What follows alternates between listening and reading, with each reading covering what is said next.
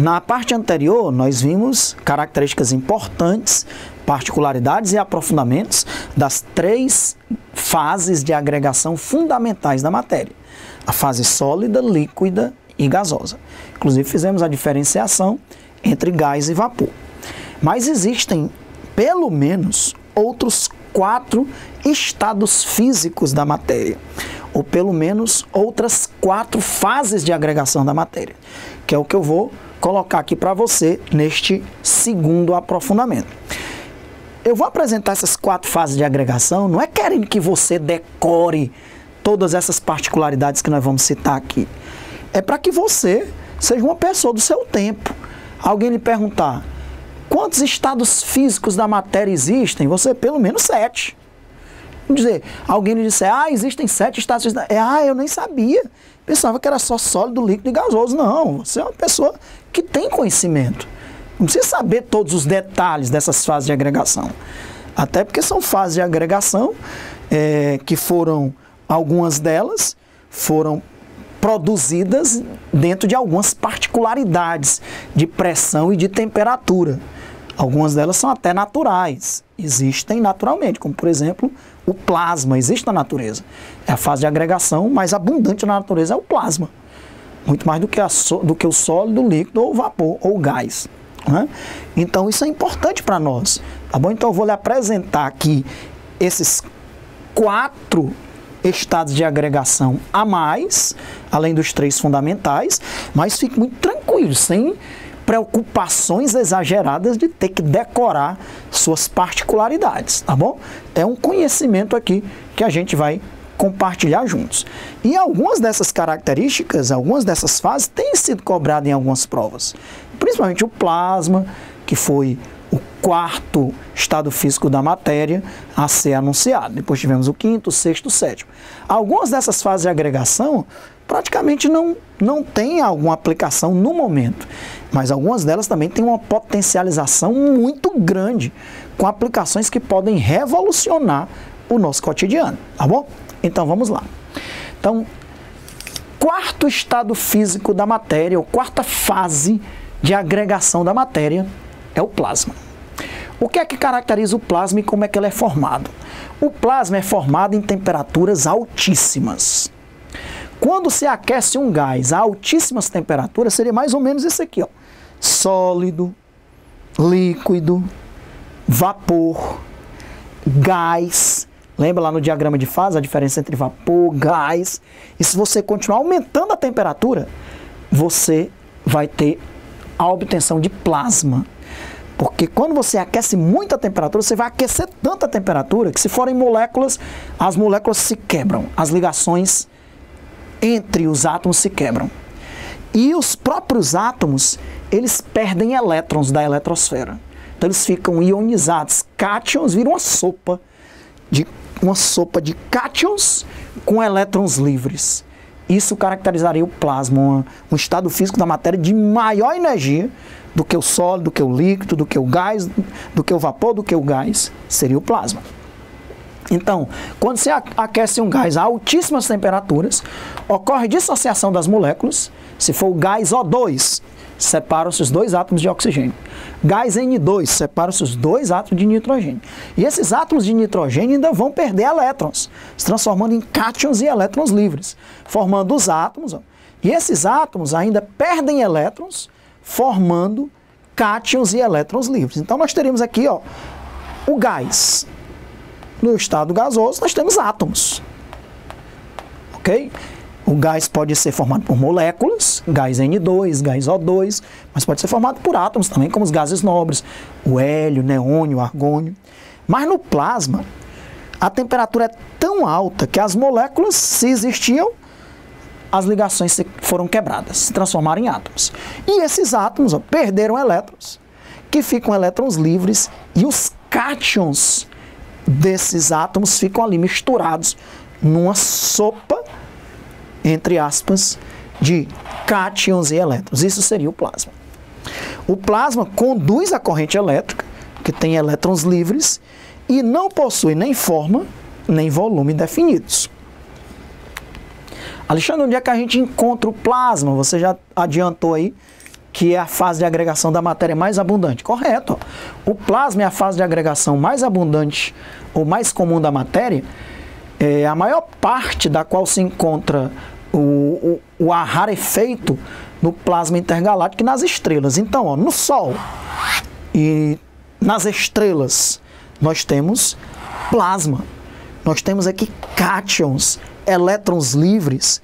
Quando se forma um relâmpago, um raio, essa energia liberada é tão grande que ela rompe moléculas e arranca elétrons dos átomos. Então nós temos aqui, ó, plasma. No fogo, eu não estou dizendo que o fogo é um estado de agregação da matéria, o fogo também é energia. Mas no fogo você encontra plasma, nas regiões mais quentes da chama. Essa parte vermelha. Por quê? Porque a temperatura é tão alta que se existiam moléculas ali, as ligações foram quebradas. E os átomos, eles perderam os elétrons. Então tem ali cátions e uma sopa de elétrons com energia altíssima. Então observe como no próprio espaço intergaláctico nós temos plasma. Nós temos átomos ali rarefeitos que perderam elétrons e elétrons livres. E nas estrelas, o Sol, quantas milhões e milhões de estrelas não existem no universo? E aqui na Terra a gente encontra plasma, sim, num relâmpago. Aqui nessa região ali você teve moléculas e átomos que foram despedaçados. E no próprio fogo, ali naquelas regiões mais quentes da chama, você tem também a formação de plasma, tá bom? Então tá aí, ó, o quarto estado físico da matéria, o quarto estado de agregação da matéria é o plasma. Ele é a fase de agregação, ele é a fase de agregação mais abundante do universo. Quinto estado físico da matéria é o famoso condensado de Bose-Einstein.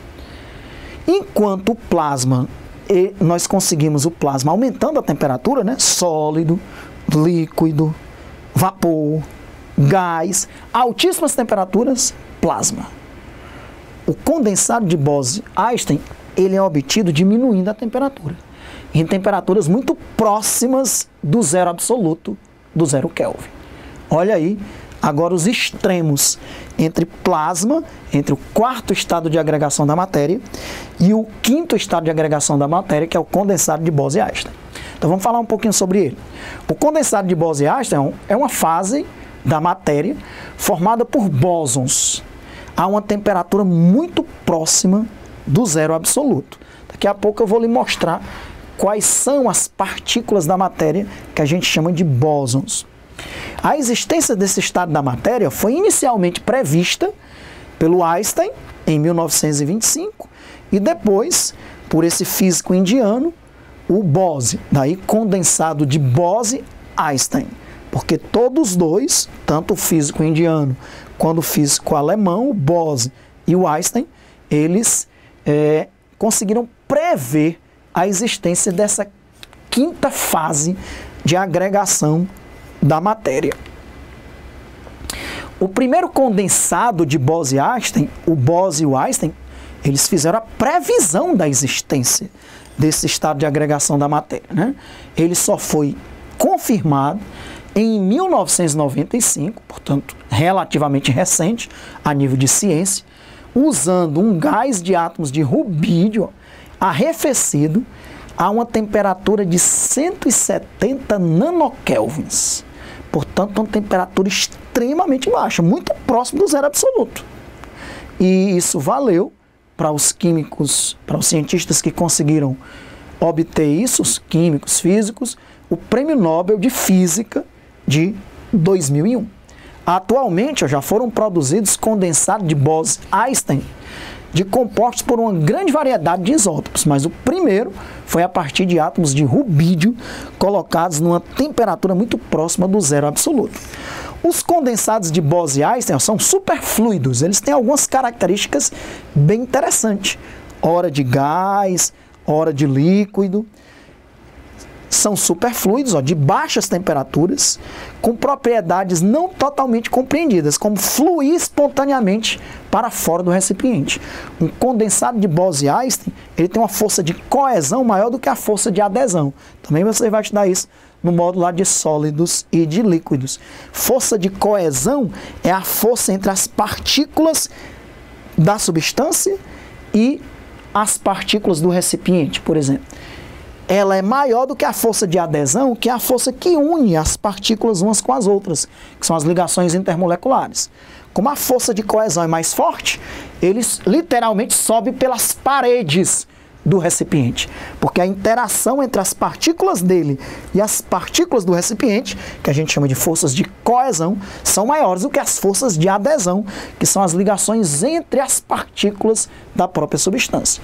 Então, você coloque isso aí nas suas anotações, né, ou na sua cabeça. Um condensado de Bose-Einstein realmente ele sobe pelas paredes do recipiente. Em contato com o ambiente, já que a temperatura é extremamente baixa, ele acaba se aquecendo, forma um gás e aí ocorre perda das propriedades, tá bom?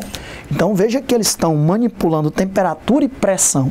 É um gás rarefeito, a pressão extremamente baixa e temperatura extremamente baixa também. Então, na prática, o condensado de Bose-Einstein não tem uma aplicação hoje, no cotidiano. Até porque ele acaba se aquecendo e se transformando num gás.